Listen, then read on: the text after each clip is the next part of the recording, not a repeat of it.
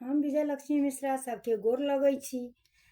एकटा हम नचारी सुना रहल छी जे कि लिखने छथि आदरणीय श्री मणिकांत झा जी। हम कोशिश कऽ रहल छी, अहाँ सबके नीक लागत तऽ कमेंट जरूर करब। धन्यवाद। जय मिथिला, जय मैथिली।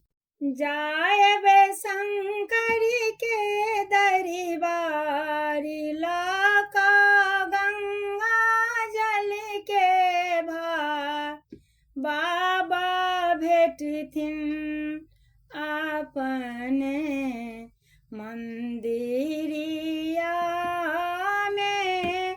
जायब शंकर के दरबार लक गंगा जल के भार, बाबा भेटथिन अपने मंदिरिया में। सुल्तानगंज में भरब गगरिया, लाल मुरेठा बान्हब पगरिया। सुल्तानगंज में भरब गगरिया, लाल मुरेठा बान्हब पगरिया। करबै बम बम के जयकार, सुनथिन शंकर मोर पुकार, बाबा भेटथिन अपने मंदिरिया में। बाबा भेटथिन अपने मंदिरिया में। जंगल झरिया बिकट पहाड़िया, रातिया रहता घोर अन्हरिया।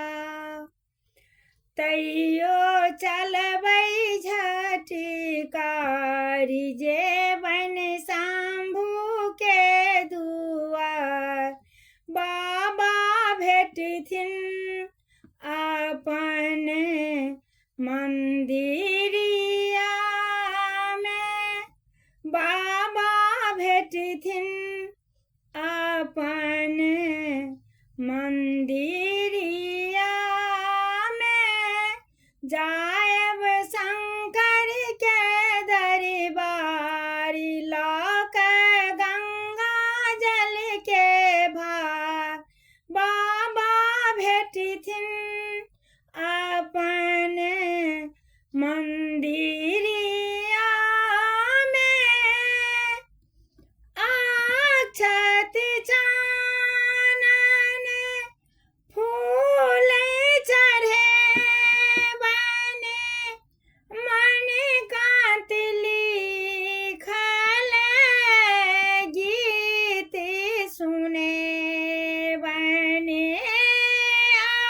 अक्षत चानन फूल चढ़े बने, मणिकांत लिखल गीत सुने बन।